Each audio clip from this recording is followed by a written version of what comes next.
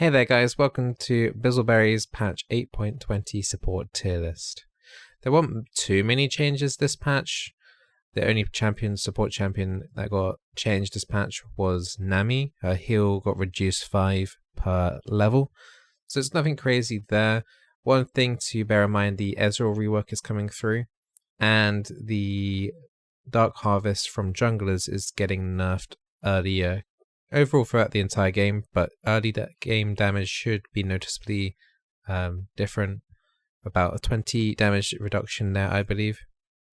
Yes, 20 damage reduction on the Dark Harvest. So that's going to help with the jungle pressure that you might find from maybe early ganks and maybe the level 2 cheese gank as well. So that will help out a lot. A lot of junglers were taking Dark Harvest, so that will help relieve a tiny bit of pressure that comes down from bot side. That will affect Misfortune. So if you are playing with a Misfortune AD carry, that's going to affect her damage slightly. Now, this time we're going to go through the tier list slightly faster than usual. Worlds has spiced things up a little bit. The tanks have become slightly more popular because the professional players are playing it. I would advise you to not take on board everything that the pro players are playing. There are a reason that they are taking certain champions. For example, Tahm Kench. Tahm Kench, which we'll get into a little bit later, has received loads of nerfs throughout multiple patches, but pro players are still playing it because of the power of W, the Devour. And when you use that on an ally in solo queue, even in Diamond, people leave that really early. An ally can stay in for 4 seconds, and allies leave extremely quickly. So recommending a champion like Tahm Kench in solo queue is extremely hard to do because allies do not utilize Tahm Kench W most of the time. It might work better if you're duo with a partner with a mechanically skilled AD carry for bot side, but if you're not duo and you have no communication at all, a lot more of these tanky picks will be harder to play, in particular for the into the mid game as well, mid to late game. But all the tanks in general have a really nice laning phase pressure, and we'll go through some of the tanks later on into the tier list. We've got tier Y, tier 5, Annie, Nunu, Zoe, Maokai, Taric, Sion, and Ivan. Those are all champions that in my opinion are extremely weak in solo queue right now. Taric you may have seen in a couple of games in Worlds, and you've probably seen a couple of failed Taric ults in Worlds also. Taric's ult is incredibly difficult to get off, even in professional play. So yeah, it's just one of those champions where, well, if everything stars align, then it can be in theory a really nice champion with the stun and the ulti save. But doing that consistently is beyond ridiculously hard, and I cannot advise anyone to play it in solo queue because it's too random. Moving to tier 4 now, we've got Lulu, Lux, Karma, Vel'Koz, Veigar, Zyra, Zillion, Fiddlesticks, Malzahar, Anivia, Shen, Tahm Kench, and Nautilus. I've kind of grouped them up into Enchanter type and then Frozen Augment possibilities, and then you've got the tanks at the end. So Lulu is a really interesting one because she can be higher in this tier list, and it is completely dependent on what AD carry she plays with. If she plays with a Kog'Maw, she's amazing sustain for the Kog'Maw, and gives him a lot more pressure throughout the entire game and increases his damage a ridiculous amount as well. You can also play her maybe with a Kaiser or a Vayne, but if she's paired with anyone else, she is solid tier 4. And it also requires that your AD carry is good, because if the AD carry is not good and you have no one else to speed up or give them attack speed, then Lulu is just kind of really flat, to be honest, and that's why she's tier 4. So if you're duo with a mechanical skilled AD carry, that's great. Otherwise, I would personally leave it for now. Unless you're solo queue with a Kog'Maw, then I think you have to kind of go all in. Like, it would be fine to all in with a Lulu with a Kog'Maw solo queue, but honestly, apart from that, I don't think I'd bother. I'd probably choose one of the enchanters in tier 2 or tier 1. Lux hasn't seen much play, and the rest of the the Karma, the Vel'Koz, Veigar, Xerath, and even Zillion, they can all use Frozen Augment. Actually, also the Fiddlesticks and the Malzahar, and you could even argue that the Anivia could use it as well. So that usually involves GLP and Twin Shadows.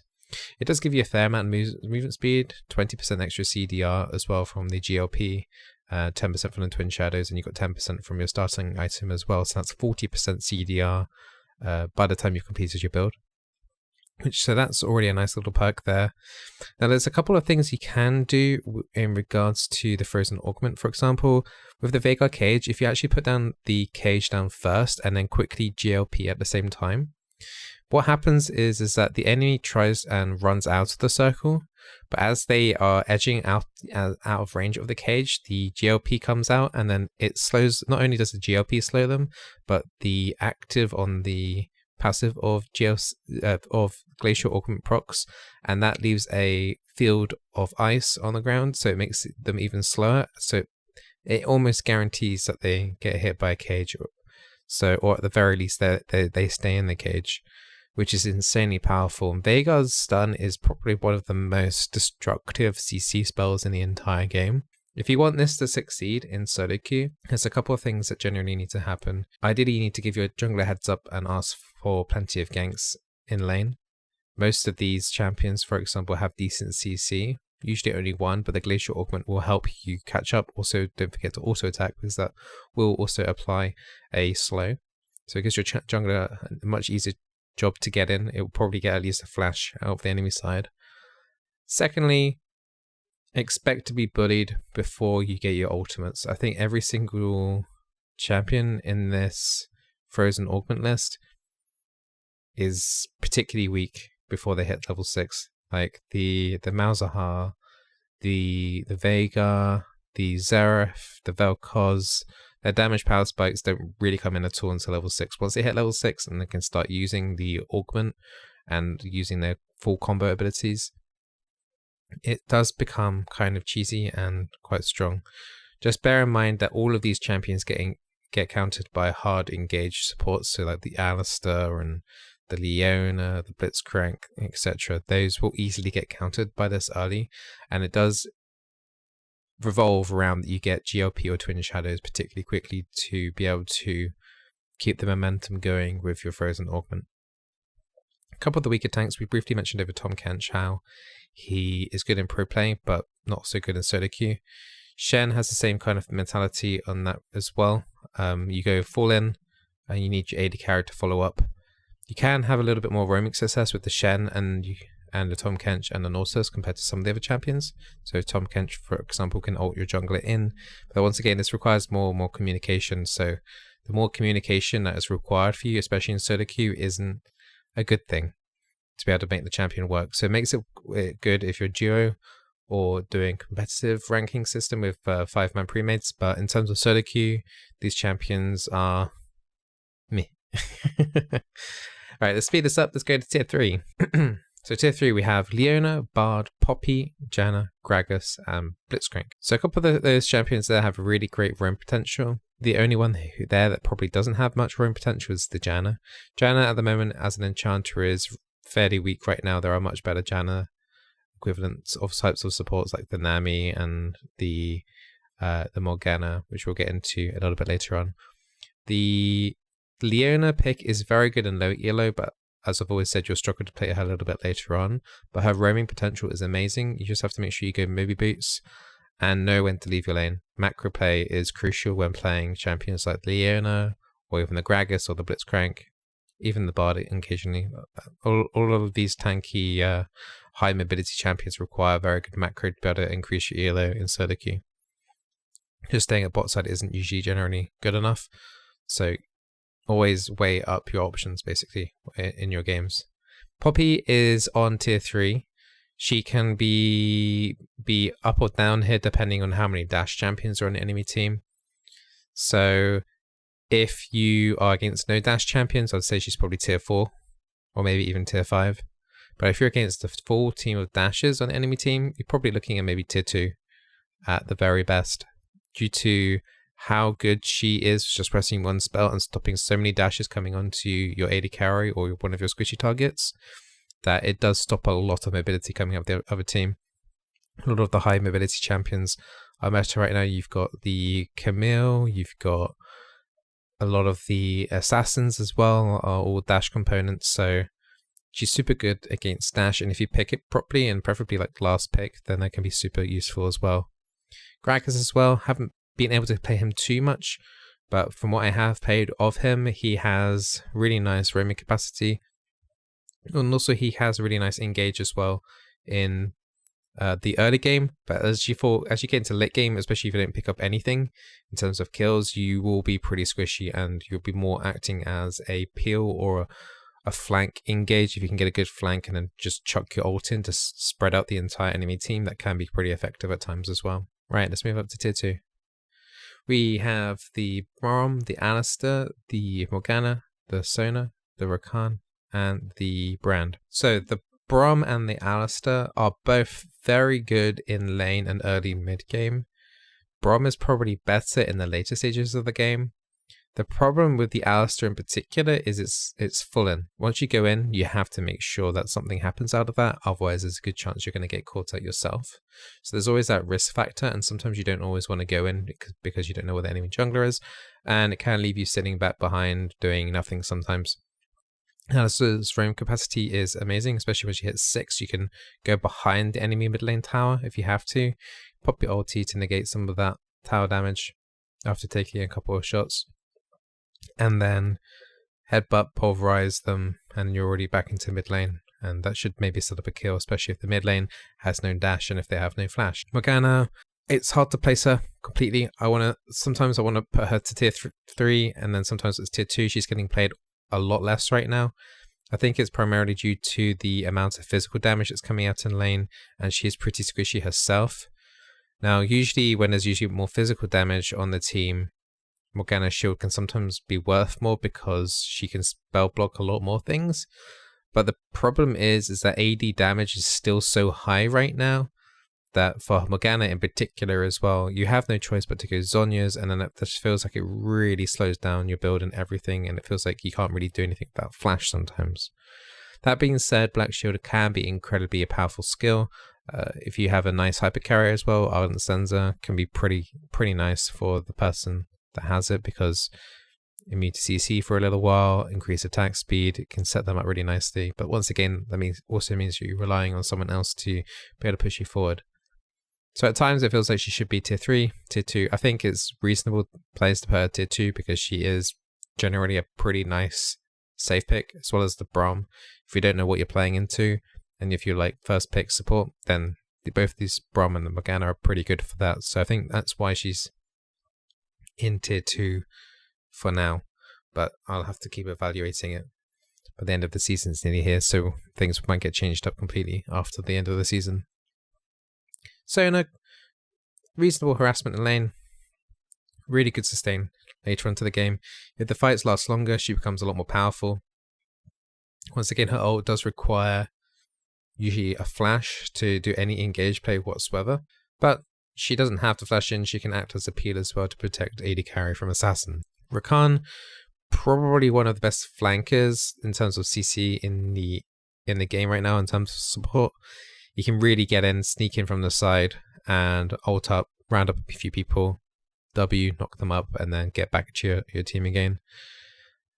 He does suffer from quite a weak laning phase though. He is particularly squishy, especially if you go in for W and you mess up. If you don't knock them up, then you're going to take a lot of return damage as well. So bear in mind, if you can be good on Rakan during laning phase, maybe sometimes play a little bit more passive, maybe go Coin, Guardian, Spell Shard, Summoner Spell Shard, Spellbook. That can work quite nicely to mitigate some of his weaknesses during the laning phase. Brand tier 2, the second best AP damage dealer right now in Solo queue. He has really good team fights. He has, with the increase in tanks being played now in topside and in support sometimes, he is pretty good, but he does still suffer against the same thing against tanks. In bot lane, if the Alistair, for example, engages on the Brand, it's going to be extremely difficult to survive that. So you might need to go towards like a stopwatch route, especially if Alistair starts getting paid a lot more often. You're going to have to start getting used to maybe buying a stopwatch as your first core item. But he's still very, very good. And if tanks keep getting picked up, then Brand is still going to slowly increase in value over time. Now we're going to get to tier 1. Literally no change here from last 8.19 patch. What I will say is Pyke is probably number 1 right now. Pyke is probably the strongest champion in this entire list right now. His ult has made it so that you don't have to go Electrocute or Dark Harvest as your keystone. You can go Aftershock, but I would still recommend buying AD items to keep making sure you scale throughout the mid game and late game. The level 50 damage on his ulti doesn't make him feel OP, but it has made it so that it basically, I think what they were aiming for, the actual assassin type. Once they start getting appropriately low HP, that level 6, level 7 damage is going to be a lot more noticeable than compared to the last patch on 8.18. So Pyke is very fun to play right now. He's very good. I don't think there'll be any more changes on Pyke until the next season. I think Pyke's in a really good place right now. As long as you can make sure you roam as well. Once again, he does suffer again from a weak laning phase. But once you can start getting closer to 6, you can start setting up some plays. He's really good to set up for a jungler as well, even pre-6. But he is quite weak during the first few levels during laning phase because his Q is on a really, really long cooldown. You can't really E-dash in unless you unless you hit level 2 first, and you can maybe make a play like that. But he's good at counter engaging, so if the enemy does engage onto you, you can do a decent reply on the counter engage as long as you haven't been poked down too much. But Pyke is in a very good spot right now. I don't see him being changed at all. Thresh is probably the best tank right now. So moving on to Thresh, he's probably the best tank right now. He has Flay, he has Lantern if your teammates use it. The Flay stops a lot of dashes as well. The hook is obviously, hooks are always great. And his ult's low, and he synergizes as well with the Zeeks as well. You can always act as a hard engage or a peel support hero as well. So it gives you lots of multiple options, and you can roam. He can do basically everything. His damage is decent right now, especially with the auto attacks onto the Flay as well. So maxing Flay generally is pretty much the thing to do right now since they buffed his Q.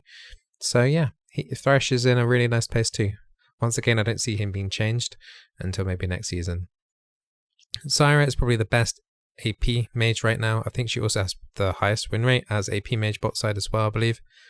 She has consistent damage, safe poke damage, really good on objectives, can tank a lot of the drakes pretty safely. Cloud Drake's probably the worst one to tank, but the Mountain Drake, for example, is super easy to even solo as support Zyra. It's really no problem to do that. She's super good. Macro as well. Roams into the mid lane can be a bit tricky, especially if they have dash abilities. But if you can maybe work with a little bit of CC, you can roam to mid if you really wanted to, if you had to. And she is also, because of AP mage, she has that extra carry potential, especially as the game gets longer, as you're building up your core items as well, around 30 minutes plus into the game. Really solid champion. Really easy way to try and make sure you win your lane as well. Now Nami and Soraka, I'm going to pile into one little group here. Nami did receive a 5 heal nerf, but honestly losing 25 heal at level 9 is nothing compared to the rest of the kit that she has, especially when entwined with Athene's Unholy Grail. So both of these, the Nami and the Soraka, are the best enchanters right now. Honestly, it depends if you need the silence or if you need a little bit extra CC. Nami provides the extra CC, the Soraka provides a decent silence, and the times that you'd like to take a silence are sometimes to stop people from getting away after engaging. The best example for that I can think of right now is LeBlanc. When she W's dashes in, if you get a really nice silence setup, she won't be able to W dash back out again. So that can catch out a lot of assassins like that really, really easily. Whereas Nami wouldn't be able to CC that at all. So yeah, I hope you enjoyed this tier list. Hopefully it helps you out in solo queue. I'm live 6 PM UK time every day on twitch.tv/Bizzleberry. It'd be awesome if you guys could join me there as well. I'm more than happy to answer any questions as well while I'm live streaming as well. And hopefully you can find some nice content on my channel as well. Everything about my channel is support. I mean, I got a cheeky off-roll game or two on my account, but don't tell anyone. Also, people keep asking me about ASMR. Why? I am flattered that you guys think I have an ASMR ready voice, but honestly, I think if the videos sound like ASMR, just close your eyes and just enjoy it from there. Thank you again to my sponsors, Rakan. They've been awesome. They've been supporting me now for quite a long time now, so massive shout out to them. I highly recommend their products. I'm currently using the full AMO set, so the keyboard, the mouse, and the headset. They've been super awesome. If you are thinking about buying some new gear, maybe closer towards Christmas, using link down below will help me and maybe help you as well in gaining maybe some LP. I hope you guys enjoyed the video. Don't forget to subscribe if you haven't too, and like, thumbs up, share, you know, all that good lovely stuff. It does help me out like crazy, and hopefully I will see you in the comment section below. Take care guys, and good luck and Sona Q. Bye.